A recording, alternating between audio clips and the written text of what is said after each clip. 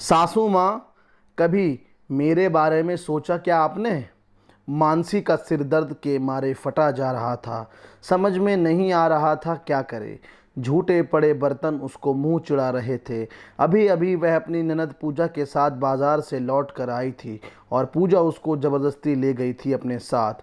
उसने पूजा से कहा भी था, दीदी घर में सारा काम पड़ा है और काम वाली बाई भी नहीं आ रही है, आप किसी और के साथ बाजार चली जाइए। लेकिन पूजा ने उसकी एक ना सुनी। मानसी सोचने लगी, जब जब पूजा आती तो हर बार यही होता। पूरा परिवार कहीं ना कहीं मानसी को अनदेखा करता रहता और वह अकेलेपन से बहुत घबराती। सारा काम उसके सिर पर आ जाता। पूजा का फ़ोन आया कि मम्मी मैं कुछ दिन के लिए मायके आ रही हूँ। पूजा दीदी का फ़ोन आते ही वह घबराने लगती कि अब तो पूजा दीदी आने वाली हैं और फिर वही प्रताड़ना हमको झेलनी पड़ेगी। 2 दिन बाद पूजा दीदी अपने बच्चों के साथ आ गई। मानसी ने हर तरह से उनका स्वागत सत्कार किया। पूजा के दोनों बच्चे भी, बेटी 20 वर्ष और बेटा 17 वर्ष का, वह भी साथ में आए। जब पूजा आती तो मानसी अपनी तरफ से उनके स्वागत सत्कार में किसी तरह की कोई कमी नहीं रखती। फिर भी तरह तरह के व्यंजनों की फरमाइश पूजा और उसकी सासू माँ राधा किया करती और मानसी भी दौड़ दौड़ कर खुशी से सारी चीज़ें बनाती। लेकिन उसको खराब तब लगता जब पूरा परिवार एक साथ बैठ जाता और मानसी अकेले ही सारा काम निपटाती रहती। जब उसके खाने का समय आता तब तक या तो सारा सामान समाप्त हो चुका होता या बहुत थोड़ा बचता। मानसी कभी तो अपना मन मार लेती या कभी और कुछ अपने लिए बना लेती। चलो यहाँ तक तो सब ठीक है, लेकिन दिन भर पूजा और मानसी की सासू माँ राधा कमरे में बैठी बैठी चुपचाप पता नहीं क्या क्या बातें करती रहती। अभी मानसी को अपनी चर्चा में शामिल नहीं करती, जैसे लगता कि वह मानसी के बारे में ही बातें कर रही हों। पूजा कभी नहीं मानसी से कहती कि आओ तुम भी मेरे साथ बैठकर कुछ खा लो या आओ तुम भी हम लोगों के साथ बैठकर बातें करो। हमेशा उसको उपेक्षित ही किया जाता। यहाँ तक उसके पति रमेश भी अपनी बहन की खातिरदारी में मानसी को तरह तरह के व्यंजन बनाने के लिए बोलते रहते। पूजा के दोनों बच्चे भी अपनी माँ के नक्शे कदम पर चलते हुए वैसा ही व्यवहार करते। जैसे ही मानसी थोड़ा देर आराम करने के लिए बैठती, वैसे ही आकर बोलते, मामी हमको यह चाहिए, यह दे दीजिए।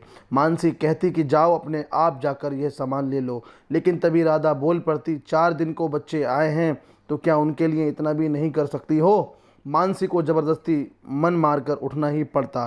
कभी राधा ये नहीं सोचती कि सबके आने से मानसी का काम इतना बढ़ जाता है तो उसकी कुछ सहायता ही करवा दें, या पूजा भी कभी नहीं ये सोचना चाहती थी कि थोड़ी सी मानसी की मदद करवा दें। पूजा की अपनी ननद से तो बिल्कुल बनती नहीं और ना ही कभी उसे बुलाती, लेकिन अपने मायके में आकर पूजा मानसी पर बहुत ज़्यादा हुक्म चलाती। आखिर आज तो हद ही हो गई। पूजा ज़बरदस्ती मानसी को बाजार लेकर गई थी और लौटते लौटते रात हो गई। अब काम वाली बाई तो आई नहीं थी, सारा काम बिखरा पड़ा था। यही देखकर मानसी बहुत ज़्यादा परेशान थी। पूजा तो बाजार से आने के बाद आराम से बैठकर सबके साथ गप्पे मारने लगी। राधा और रमेश भी साथ में बैठे थे। मानसी के सिर में बहुत तेज़ दर्द हो रहा था। उसके समझ में ही नहीं आ रहा था कि कहाँ से काम शुरू करूँ। तभी अंदर से राधा ने कहा, मानसी पूजा बहुत ज़्यादा थक गई है, ऐसा करो पहले गरम गरम नाश्ता बना लो, फिर खाने में कुछ बढ़िया सा बना लेना। एक तो बहुत तेज सिर दर्द, ऊपर से सब लोग बैठकर गप्पे मार रहे हैं। सारा काम पड़ा मानसी के करने के लिए। पूजा थक गई है, जैसे मेरे शरीर तो थकता ही नहीं है। अब तो उसे बहुत ज़ोर से रोना आया।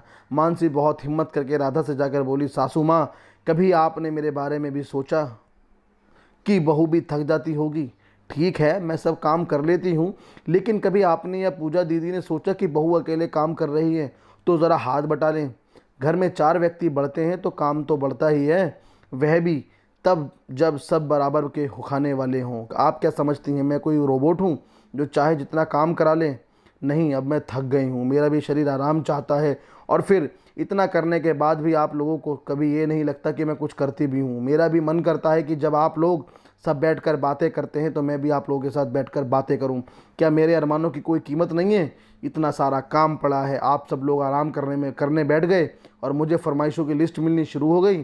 तभी राधा तपाक से बोली, लगता है कि तुमको मेरी बेटी का आना ख़राब लगता है। यह मेरी बेटी का मायका है, इसका जब मन चाहेगा ये आएगी। तो मम्मी, मैंने कभी आने के लिए नहीं मना किया। मैं तो बस यह चाहती हूँ कि जब दीदी लोग आएँ तो आप लोग बस थोड़ी सी मदद करवा लीजिए तो मुझे भी अच्छा लगेगा। ये कहकर मानसी की आंखों से आंसू बहने लगे।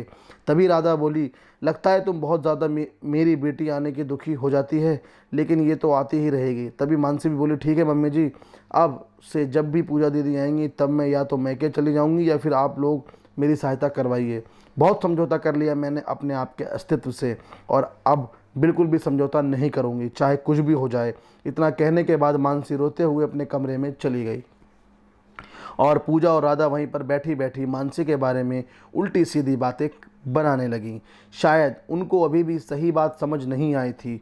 दोस्तों, कुछ लोग जीवन में कभी नहीं सुधरते या सुधरना चाहते ही नहीं हैं। पता नहीं लोग ऐसा क्यों करते हैं। आशा करता हूँ आपको ये स्टोरी अच्छी लगी होगी। अगर आपको अच्छी लगी हो तो प्लीज़ वीडियो को ज़रूर लाइक कीजिए।